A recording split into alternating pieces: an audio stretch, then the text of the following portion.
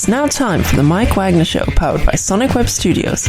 Visit online at sonicwebstudios.com for all your needs. The Mike Wagner Show can be heard on Spreaker, Spotify, iHeartRadio, YouTube, iTunes, Anchor FM, Radio Public, and the MikeWagnerShow.com. Mike brings you great guests and interesting people from all across the globe. So sit back, relax, and enjoy another great episode of the Mike Wagner Show.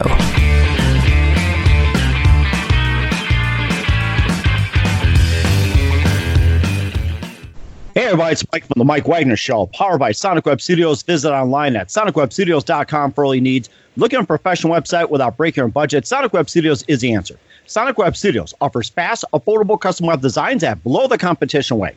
Call today at 1-800-303-3960. That's 1-800-303-3960. Or email to support at sonicwebstudios.com. Mention the Mike Wagner Show, get 10% off your first order. Sonic Web Studios, take your image to the next level. Also, the Mike Wagner Show can be heard on the MikeWagnerShow.com. You can check our Facebook page at facebook.com/the Mike Wagner Show. You can download and listen on Facebook, SoundCloud, Spreaker, Spotify, and iHeartRadio. Also on Anchor FM, Radio Public, iTunes, Google Play, Apple, Stitcher, Deezer, and over 35 podcasts. Take the Mike Wagner Show with you on any mobile device. Subscribe to the Mike Wagner Show on YouTube and follow the Mike Wagner Show on Instagram and Twitter today. We're here with a wonderful gentleman who has written some books. He's an Emmy award-winning ESPN sports producer, one of my favorite networks, and he's representing Beacon Publishing. He's got a really great book out there talking about the ins and outs of the TV world and what's he been in, and it's called Cover Me Boys, I'm Going In, Tales of the Tube from a Broadcast Brat. So talking about his experience in TV industry. He's also written some other books as well, too, like with Flower Girl Murder and also Big Flies, and also the first 40 to be hired by the Golf Channel, back in the day in 1994. Without further ado, and let's go forward on this one with a wonderful producer of ESPN and also a very talented author. And I'm going to get out there and buy his books today and just learn about this fantastic author. Live, ladies and gentlemen, from the not so ESPN studios, although you kind of like to imagine it, Keith Hirshland. Keith, good morning, good afternoon, good evening. Thanks for joining us today. Hey, Mike, great to be with you. Thanks for having me. Hey, anytime. So you're an Emmy award-winning ESPN sports producer, and you also were at the beginning of the Golf Channel in 1994. You're also author of Cover Me Boys, I'm Going In, Tales of the Two from a Broadcast Brat. You also have a couple other books from Beacon Publishing on Flower Girl Murder and also Big Flies, your very first book. And before we get into all that, tell us how I got started when it came to sports producing. Well, I think like most kids growing up, I grew up in northern Nevada in the Reno Lake Tahoe area. My parents started a TV station there when I was growing up. So, wow. Like a lot of kids, I wanted to be a professional athlete, and I thought that maybe I'd try it in the world of golf. Played as a junior, got a college scholarship, went to college, and once I got to college, I realized that my shooting 1 or 2 under par or even par on every round wasn't going to quite cut it in the world of professional golf. So I went back to Reno and decided that maybe the next best thing would be getting into sports television to stay. I was grew up a sports fan. My parents were sports fans. Sports was a big part of my family growing up. And so I got the opportunity to go on the air as a sportscaster at my dad's station, and I took it from there. So that's how my broadcasting career got started. Realizing that I wasn't going to be a professional athlete, but I wanted to stay in sports, and so I did it through the TV route. That is amazing. And what's the name of the TV station in northern Nevada? It was KTVN. It was when my folks first started it in the late 60s. There were only 2 network affiliate stations in Reno. There was a CBS affiliate and there was an NBC affiliate, and there was no ABC affiliate at the time. So my dad worked as the general manager of the CBS affiliate, and after doing that for about 10 years, he realized that there was enough appetite in Reno and northern Nevada for a third affiliate station. So he got a group of investors together, including himself, and and started what was then the ABC affiliate in Reno. After a few years, it changed hands and became the CBS affiliate, KTVN. It's Channel 2, and it remains the CBS affiliate in Reno today. Wow, that is amazing. Of course, you grew up, cheering for sports teams and everything. Who are your favorite sports teams in growing up in Reno? Yeah, well, we were in there weren't any major league franchises in Reno. Obviously, there were a couple of minor league teams, but the closest thing we had to a major league franchise was the Bay Area. So I grew up, and my parents were fans of, and both my brothers. I'm a middle child of three boys, and the entire family grew up Bay Area sports fans. A's, Raiders, 49ers, and Giants, and I gravitated more toward the 49ers and the Giants than the A's and the Raiders. So I have been a lifelong San Francisco Giants and San Francisco 49er fan. Wow, that is something. And think about the 49ers. How do you think they're going to do in the Super Bowl against Kansas City? Well, I have to think they're going to win, don't I, as a fan? I think it's going to be a great game. I like the fact, I was worried about the Green Bay game.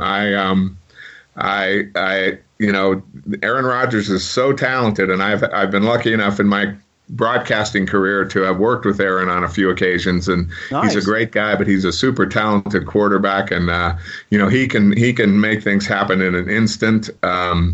So I was glad that the 49ers handled the Packers in the NFC Championship game. You have to be worried about Patrick Mahomes. He's one of those guys like Lamar Jackson, like Russell Wilson, that no play is ever dead with him. He can get out of sacks and maneuver around and run around forever, and defensive backs can't guard receivers forever. So I'm a little worried about that, but I like the fact that the 49ers ran the ball a ton, both against the Vikings and against the Packers, which means I think Kyle Shanahan has some plays up his sleeve that nobody's seen yet.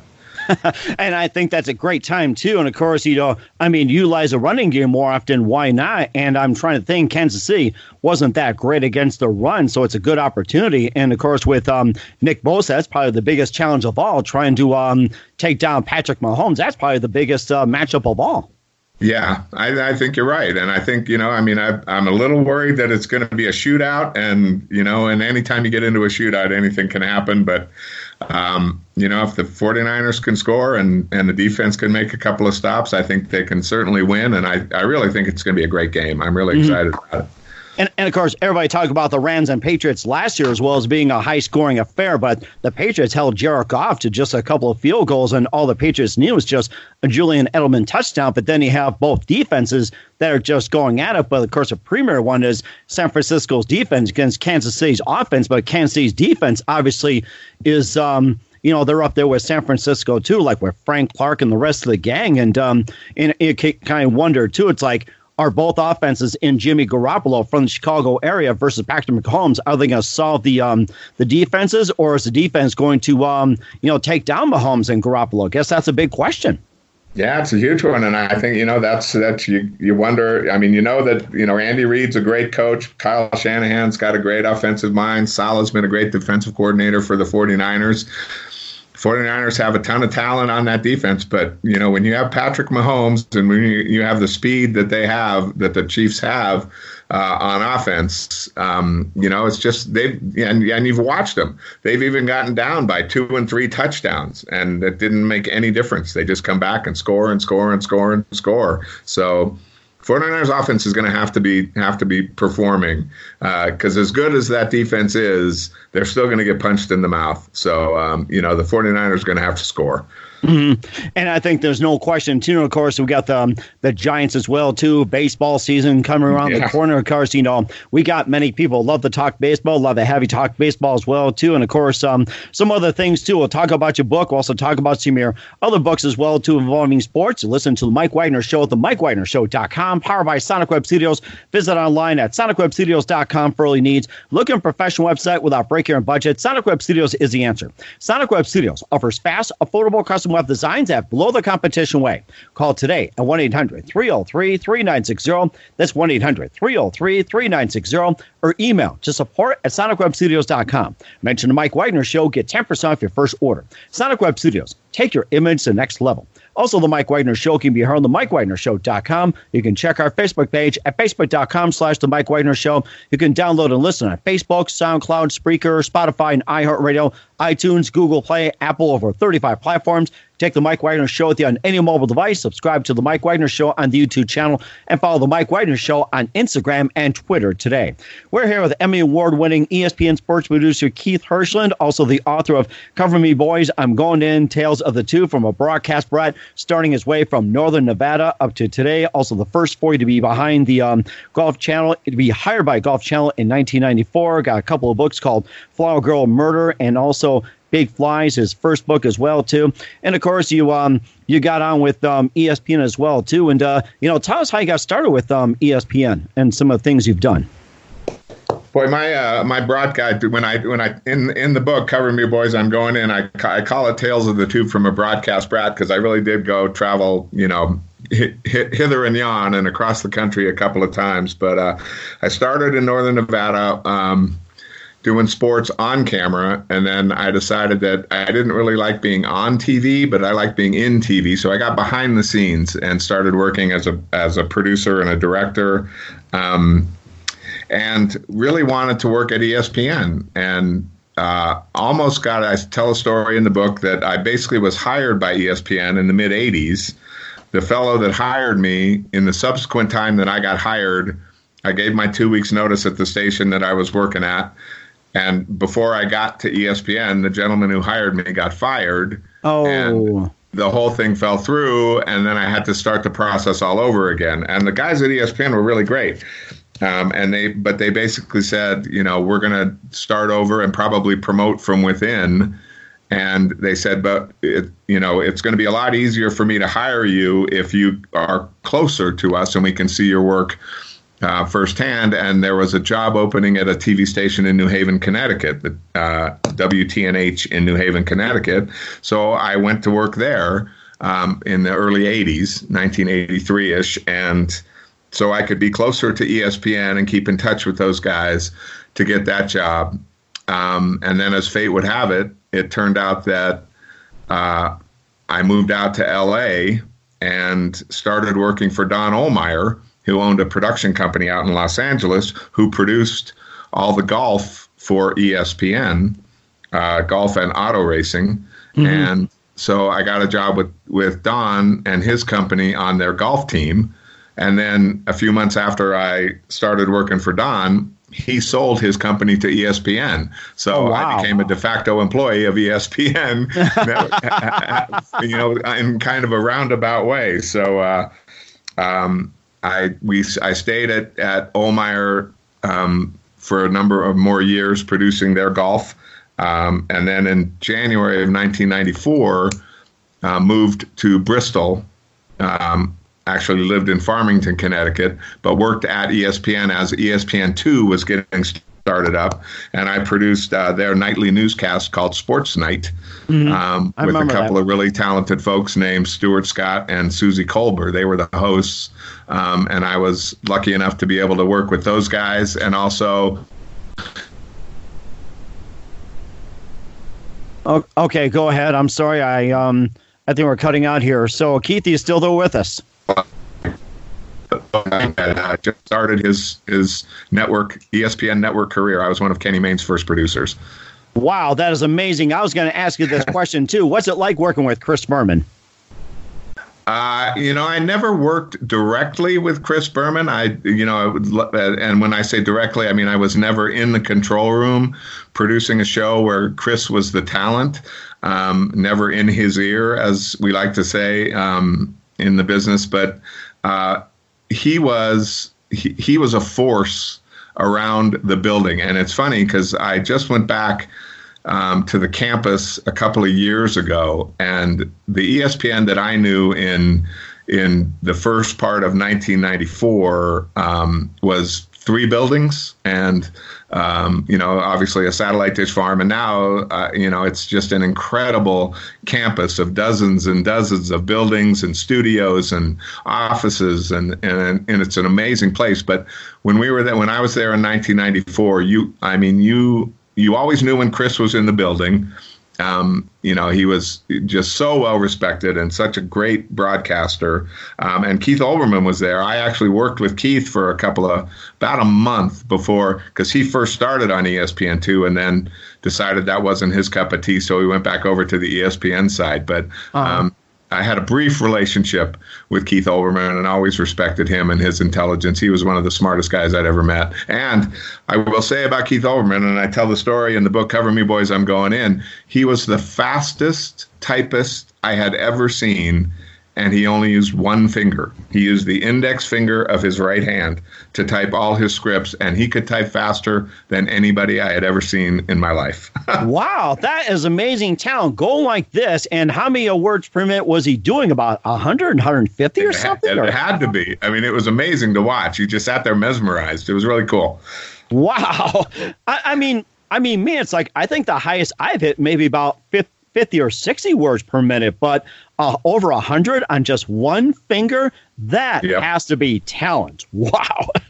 I'm sure you'd probably be in the Guinness Book of World Records if you tried, but well, we'll have to look that up on the show as well, too. So, and of course, being on the Golf Channel as well, too. And of course, you had some interesting stories about you witnessed the rise of Tiger Woods and Kelly Tillman, lynching controversy, and the skins game and everything else. And maybe tell us about, what was it like, working with Tiger Woods, or, just capturing him for the first time?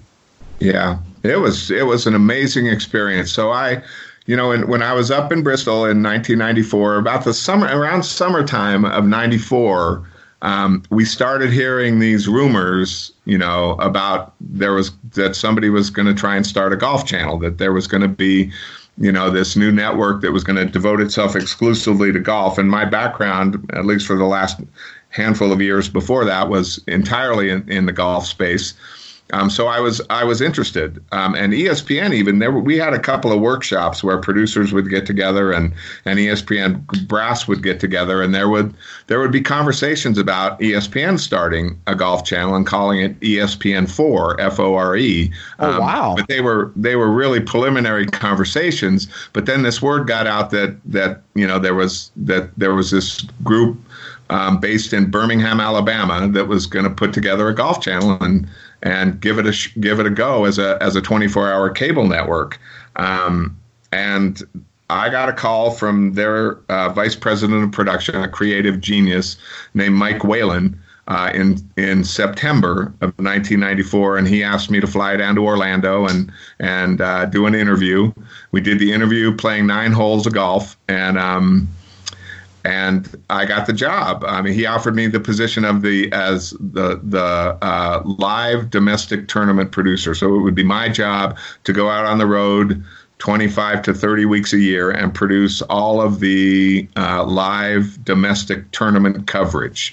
We carried PGA Tour events, at the time Nike Tour events, and LPGA Tour events. So there were, I think, the first year in 1995 when we flipped the switch, we had 23 events of all those different tours. But when I first got down there, the folks at ESPN, like everybody else in the business, told me that I was a fool to leave ESPN and go to a startup cable network devoted 24 hours a day, 7 days a week, 365 days a year to golf, because it was never going to work. I mean, it was just never going to pan out and never, it'll never be successful. And you're leaving a career and, one of the greatest, corporations in the history of sports television in general. And why would you do that? And my answer was because I love golf and I wanted to get back into golf full time. Not that I didn't love the folks at ESPN and everything they gave me. It was a wonderful place to work and wonderful colleagues, and a lot of them are still there today. And we've remained friendly. But I just wanted, I had faith in what Joe Gibbs and Arnold Palmer and the rest of that group was putting together, and I wanted to give it a shot, and I wanted to produce golf tournaments. So I took the job and went down there, and throughout that course of time, we went on the air in 1995. A lot of business decisions happened to make the Golf Channel successful, but I think the most successful reason, the biggest reason why the Golf Channel was successful was in 1996. A young guy named Tiger Woods decided to turn pro, and and got out on tour, and the interest in golf, his influence in golf just made the interest grow in exponential ways, and it made the ability for a golf channel in 1995, 1996, 1997 to succeed. And we ran into Tiger a couple of times in 1996. He was playing the tour, and he was playing events that he doesn't play anymore, like the Quad Cities Classic in the Quad Cities of Illinois, and he played at the BC Open in upstate New York, and he played the Texas Open and outside of San Antonio, and then he played the which is now defunct, the Disney. It was called the Walt Disney World Oldsmobile Classic in Orlando, and that's where he won on our air. It was his second PGA Tour victory, but the first time and only time he's won on an event in an event that was produced exclusively by the Golf Channel. So we spent a lot of time with Tiger in 1996. It was a lot of fun. It sounded like a lot of fun, and of course, I was going to ask you as well too. What was your favorite tournament to produce, and overall, and what was your favorite golf course? Wow, that's a favorite golf courses. That's a tough one.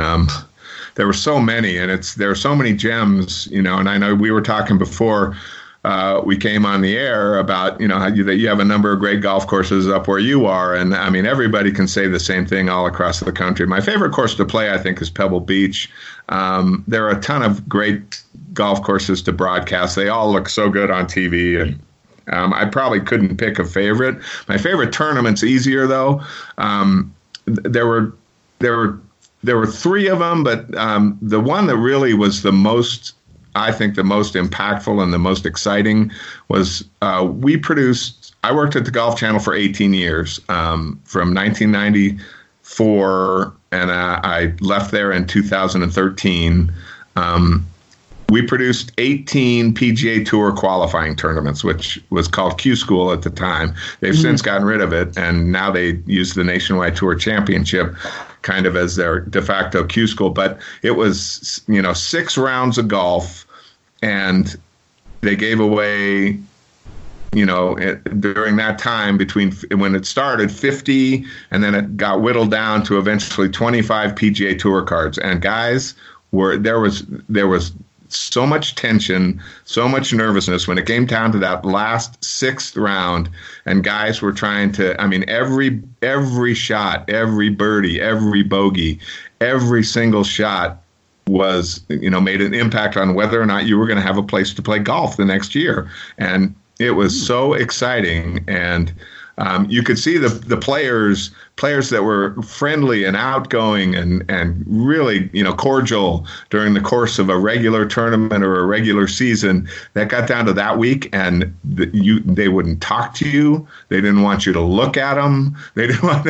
They were so nervous, and everybody was so so keyed in on making enough of a score to get their PGA Tour cards. That was in those days, it meant making the tour the next year meant the world to those guys, and that was the one tournament that really stands out as like the most drama I've ever been a part of. Whew, boy, boy, I have to say, it makes me draw in the whole thing. If I was in a PGA, it's like, oh my gosh, I would be just sweating bullets out there. I'll tell you that. And of course, think about golf questions as well too. If you were to choose your ultimate foursome to or your ideal to play in a golf tournament or whatever, it's like, which 3 golfers would you pick to golf with you as a foursome? That's a great question, and I've thought about that a little bit, and I've been really lucky because over the course of my career producing golf, I've actually been able to play with a number of professionals, and they're all really great. I never had the opportunity. I spent a ton of time around Arnold Palmer. I never had the opportunity to actually play a round of golf with him. I think he would definitely be in my foursome. I think playing with Tiger would make me too nervous. That would just be, I've been inside the ropes and, watched him from the inside of a TV truck and watched him play from the inside of the ropes. The sound of his game, the excitement that he creates is unparalleled. I got to throw my dad in there because, he taught me the game. I mean, my parents both played until the day they died.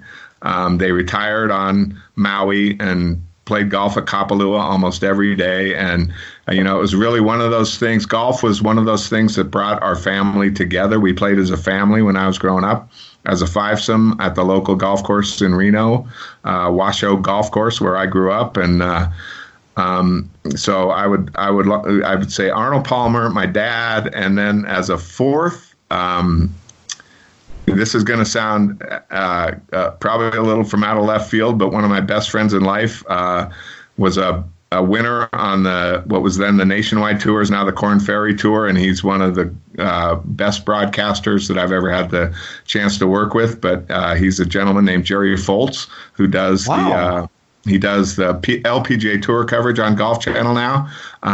Never had any success on the PGA Tour, but he is one of the most social, most fun, best chippers and putters I've ever seen. And just for the comic relief and just the comfort level, I'd like to have Jerry in that foursome.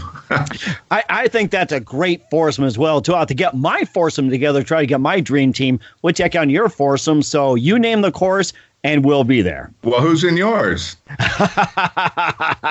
That's a secret. Okay. Well, I'll go and reveal that in just a minute. We'll talk about some of your books as well, too. You listen to The Mike Wagner Show at themikewagnershow.com, powered by Sonic Web Studios. Visit online at sonicwebstudios.com for all your needs. Looking for a professional website without breaking your budget? Sonic Web Studios is the answer. Sonic Web Studios offers fast, affordable custom web designs at below the competition rate. Call today at 1-800-303-3960. That's 1-800-303-3960. Or email to support at sonicwebstudios.com. Mention the Mike Wagner Show. Get 10% off your first order. Sonic Web Studios. Take your image to the next level. Also, the Mike Wagner Show can be heard on themikewagnershow.com. Check our Facebook page at facebook.com/The Mike Wagner Show. You can download and listen on Facebook, SoundCloud, Spreaker, Spotify, and iHeartRadio. Also on Anchor FM, Radio Public, iTunes, Google Play, Apple, and more. Take the Mike Wagner Show with you on any mobile device. Subscribe to the Mike Wagner Show on the YouTube channel. Also, follow the Mike Wagner Show on Instagram and Twitter today. We're here with Emmy Award-winning ESPN sports producer Keith Hirshland. Also, he was one of the 40 to be hired by the Golf Channel starting in 1994, and also an author. We talked about a little bit about Cover Me Boys. I'm Going In, Tales of the Two from a broadcast brat, which he started from Northern Nevada all the way through ESPN and many in between. And you also became an author as well, too, with Big Flies. That was your first book. And tell us how you got started and what influenced you into getting into book writing. Yeah, well, that's great. Thanks for asking. And, Big Flies was my first novel, my first work of fiction. Cover Me Boys was actually the first book. And it came about, it had a kind of a sad genesis. My parents passed away. My dad in 2007 and my mom a couple of years later. I'm so sorry. And we did what kids do. We went, my wife Sarah and I went over to their place on Maui and kind of, you do what you do. You go through their stuff and see what's worth keeping, see what's worth passing down, see what's worth donating. And we came across a couple of boxes that my mom and dad had of their memorabilia, of stuff that they had done throughout their lives, including starting the television station in Reno, and letters to my grandparents that my dad wrote when he was in the Navy, and awards that he had won, and commendations and congratulatory letters from presidents and senators and governors, and wow. His entry into the Nevada Broadcasting Hall of Fame, and my wife looked at me and she said, don't let this be your kids, because you're going to be gone someday, and don't don't have them looking into a box and saying, oh my gosh, I had no idea Dad won an Emmy Award, and I had no idea Dad, knew and worked with, Tiger Woods, and Dad worked at ESPN, and Dad did this and Dad did that. She said, start writing a journal, start telling your story, write down some of your stories in a journal to leave to them. So that they can know some of the stories and experience along with you some of the things that you were able to do in your almost 40-year career of broadcasting. And so I started to do that, and I got about halfway through that, and I thought, you know what, these stories aren't too bad. This could be a book.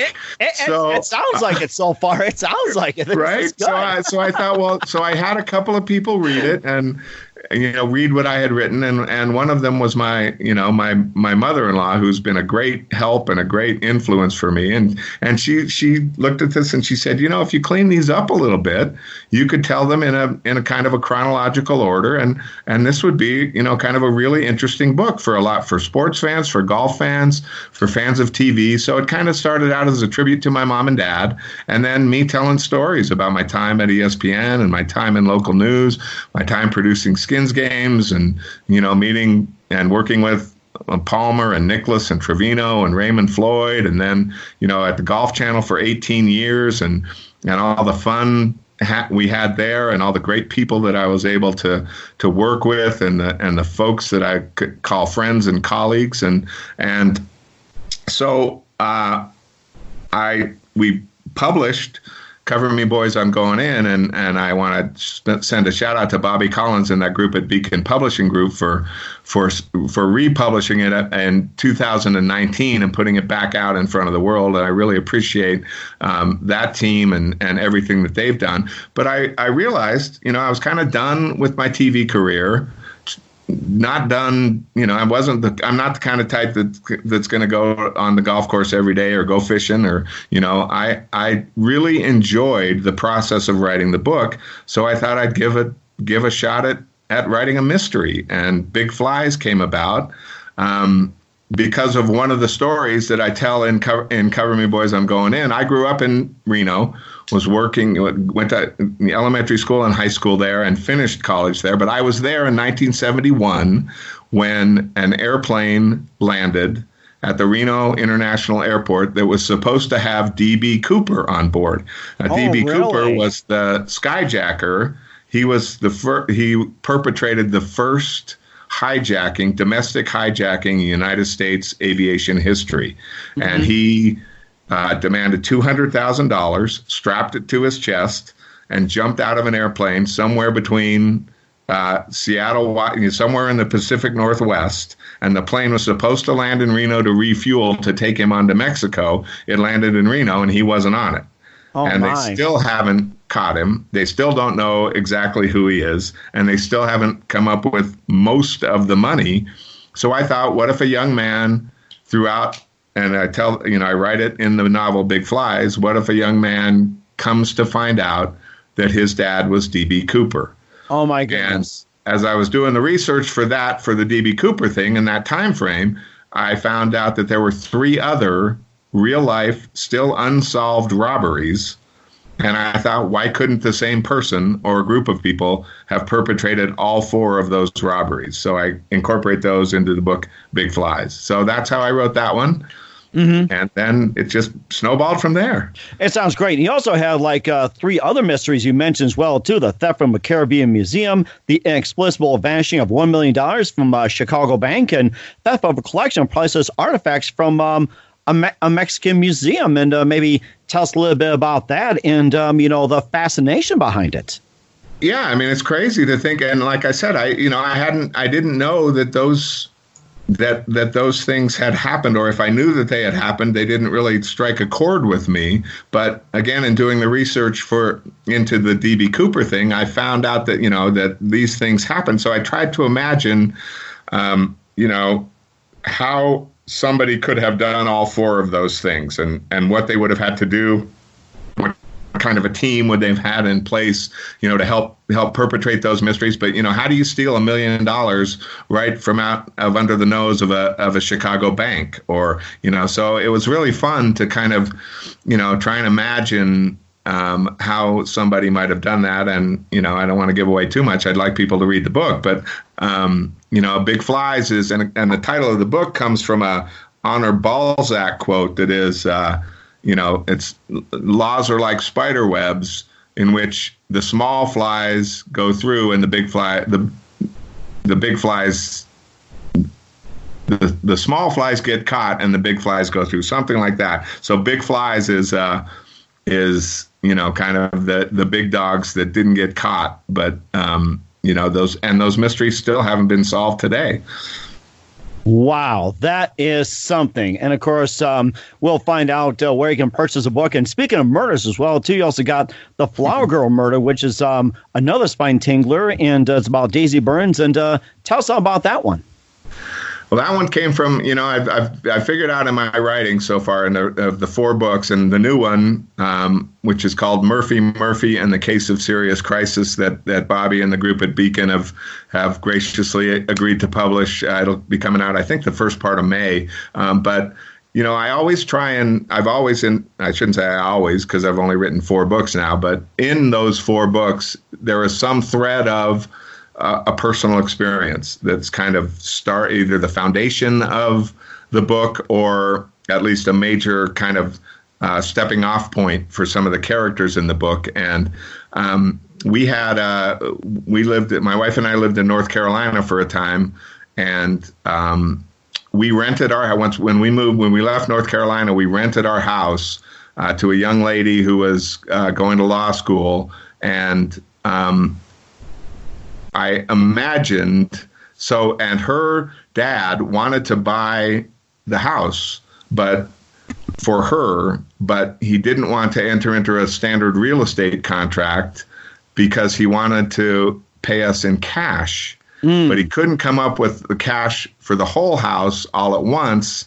So he wanted to give us like $10,000 every month or so so we wouldn't sell the house to anybody else while he tried to gather up enough money, sell enough of his assets, whatever, to come up with the full price. And we did that for about 6 months and then decided, wait a minute, this guy, he might be a little crazy. We don't know. We got to get out of this. Anyway, so we told him, we're going to put the house on the market. You need to either come up with the money or your daughter is going to have to move out of the house. She just left inexplicably. We never heard from him again. He never asked for the money back. So I imagine this guy was the Flower Girl Murder is a bit of a story about this guy and his daughter, and she's kind of not a very nice person, but he does everything he can to protect her. In the meantime, he's busy on a huge tract of land in North Carolina, burying tens of thousands of dollars in coffee cans all over his property because he doesn't want to deal with banks because his family is involved in some shady dealing. So again, it was kind of, I let my imagination run wild off of something that actually happened to us. So, wow. I don't know how other guys do it, but that seems to work for me so far. Wow, that is amazing. Oh, my goodness. I'm at to purchase that book as well, too. And what are some other books that you have in the works for 2020 and any other plans for 2020? Yeah, so, looking forward to the release of Murphy and the Case of Serious Crisis. And this is one that comes again from, in my dealing and my work in television. One of the things that always bothered me as a producer was when my the announcers that worked with me, used redundant phrases. So it just got into my mind that I wanted to write a book about a detective named Murphy, who solves mysteries out of the Department of Redundancy Department. And he is involved in the case of a rock and roll band called Serious Crisis that starts losing important and valuable things. Members of the band start losing valuable things that belong to them. So Murphy is called in to try and solve this mystery. And in the process of the book, I incorporated more than 150 redundant phrases. So it's kind of like one of those things. I wanted it to be entertaining and a fun read, but also maybe a little educational, so that people could understand about redundancies and maybe try not to use them as much in the future. So that book's coming out in May, thanks to Bobby and the folks at Beacon. And then I'm working on number 5 now. And number 5, I've got a couple of different prospects. One is kind of along the lines of Murphy, but it's going to be the story about a girl who has a traumatic event happen, and when she wakes up or when she comes to, she can only answer and only speak in lyrics from songs. So I'll have to figure out how to pull that together. But another book I'm writing with a colleague is something we're calling First 5 Jobs, and we're getting a number of successful people, some famous, some mostly successful, that and just to find out what were your first 5 jobs. And this came about because I was thinking about my kids, my youngest son, when he was a junior in college, and I thought, he's going to come out of college and want to start at the very top. And what I want to show him is that even some of the people that are most successful in this world didn't start at the very top. So it's kind of like one of those, it's a kind of a self-help book, but it's also kind of a reality check book where you can see that, somebody who is now the CEO of a major corporation, started out as, working at a gas station, or, not necessarily delivering newspapers, but doing, starting out in the mailroom, that kind of story. So we want to put something together like that too. And Bobby and the folks at Beacon have expressed an interest in that. So I'm guessing those 2 things will happen in and around 2020, and then maybe a sequel to Flower Girl Murder. Who knows? I got lots of time and lots of energy. And looking forward to it as well, too, with Murphy's Laws, and also, have some people work with Mark Rowe in Dirty Jobs. I mean, that'll give them a reality on how to become a CEO. You work in dirty jobs, so right. That's a great point. Yeah. Yes, and just maybe think of the same thing. I could think of some redundancies, but then you also have some others as well too. And this just came to mind as well too. And yes, I will reveal my ultimate foursome when it comes to golf, playing against you and your foursome as well too, or threesome or so. What do you consider your most funniest moment when it came to sports producing at ESPN or the Golf Channel? What is like the funniest moment you ever experienced or encountered? My gosh. And there were a million of them. I mean, I tell a lot of, I hope, I mean, I shouldn't, I hope the readers find them funny. I tell a ton of stories in Cover Me Boys, especially about the beginnings of the Golf Channel, when, we had it wasn't really funny, but it was, it's something that everybody that was involved on the team laughs about to this day. But we were producing that. We were televising the event that Tiger was.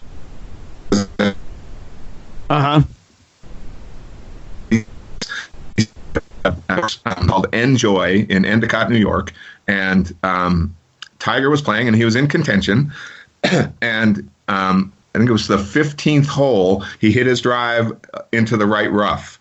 And one of our utilities, we had guys pulling cables and doing cable work all across the golf course, and we were following Tiger, and he's trying to get in and out of galleries, and he's in a golf cart, and he ran over Tiger's ball with his golf cart. So and we're in the truck, and we're watching this, and we're, it's like basically screaming at this young kid who was a really hard worker and a great guy, and his name was John Schwartz, still is, and so we were like, Schwartzy, you just ran over Tiger's ball. And he stopped his golf cart, and he got out, and Tiger came up, and everybody in the crowd was mortified, and John was mortified, and he thought, oh my God, I've just lost, I'm going to get fired. But it was a complete accident, and we knew it. And so we ran back the tape, and we looked at it again. We saw exactly where Tiger's ball was. And as it turned out, because John had run over Tiger's ball, Tiger got a free drop and actually got a better lie than he would have had before John ran over his golf ball and hit his second shot on the green and made birdie. So nice. We laugh to this day with John about how, you kept Tiger in contention by running over his ball accidentally. But,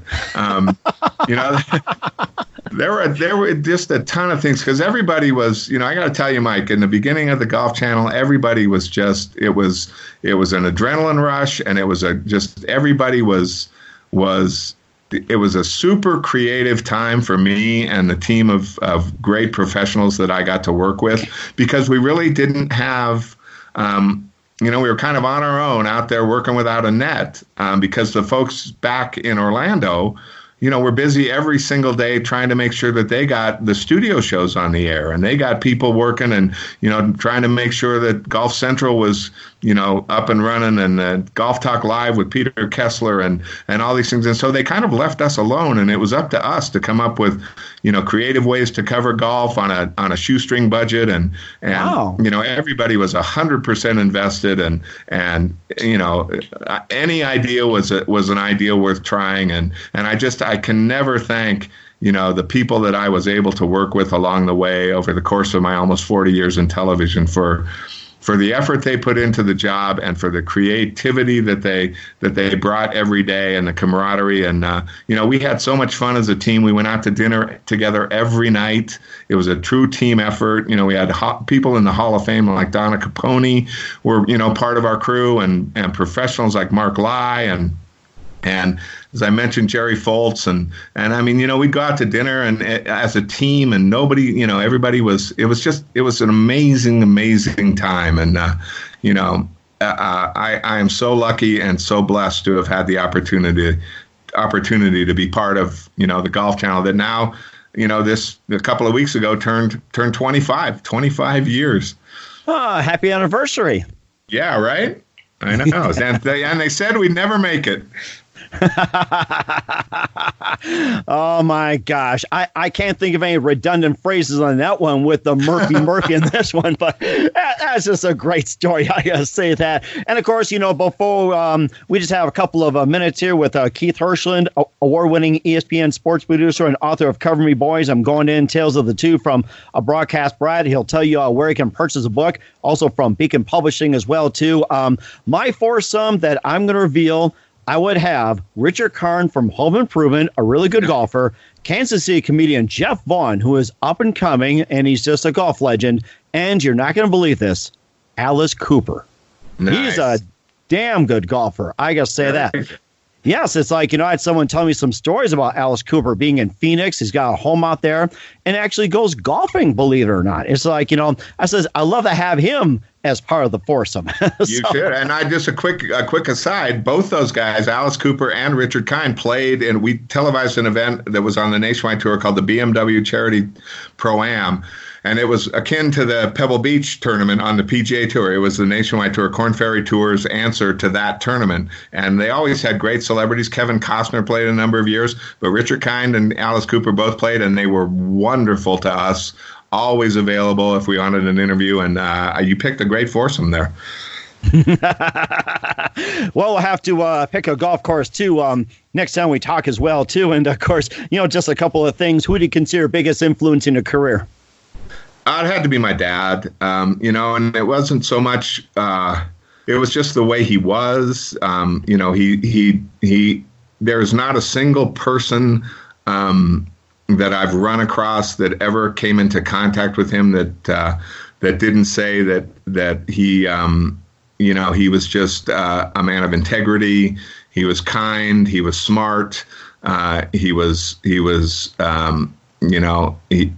had a vision, and he knew what he wanted, and he went after it. But he was always fair. Both he and my mom were great people, and I would have never, I have two brothers, and I'm the only one that followed in Dad's footsteps and went into broadcasting. But I can see why sons and daughters follow in the footsteps of their parents, because when you have really great influential parents, it means the world. So I'd say my dad is the biggest influence in my career. That is fantastic. What's the best advice you can give to anybody at this point? I would say don't set your initial sights too high. Go to work. If it's something that you're passionate about and something that you want to do, there is never a place that's too small to start. And I used to tell this to, I speak at the University of Nevada has a scholarship in my parents' names. Mm-hmm. And, I go and talk to the broadcast journalism classes there every year or so. And I tell them, don't think you're going to come out of this with a degree and go work at NBC right away or go work at CBS right away. Go to Bismarck, Montana, or go to Bismarck, North Dakota, or go to Whitefish, Montana. Okay.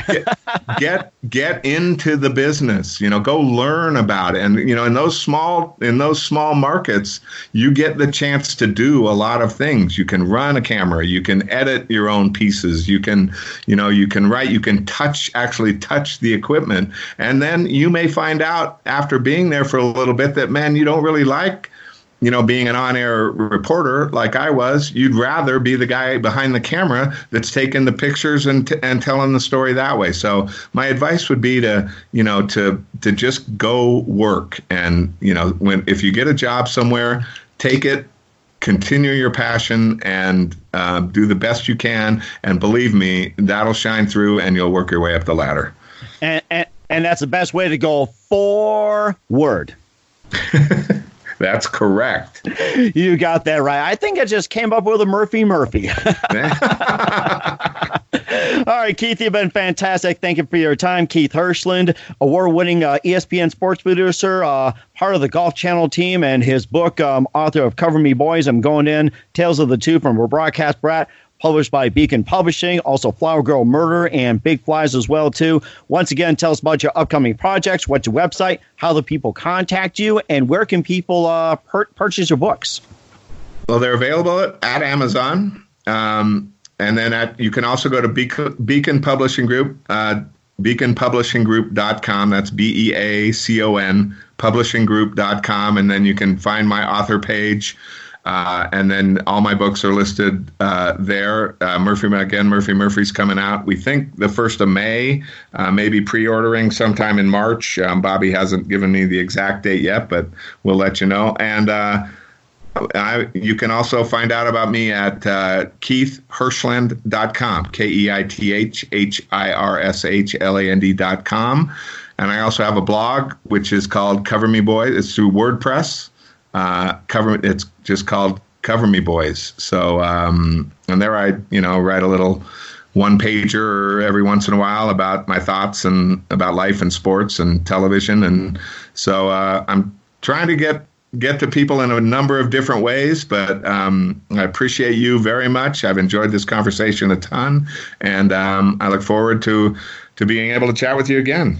Sounds great. And maybe golf as well, too, on wherever you choose. And you're welcome to come up to North Dakota. We'll show you some of the best golf courses out there. Love to. One of the few states I haven't been. So sounds great. Keith, thank you very much for your time. You've been fantastic. Looking forward to having you again soon. Do us a favor, keep us up to date, and love to have back on 2020. Love it. Thanks, Mike. Thanks for listening to The Mike Wagner Show, powered by Sonic Web Studios.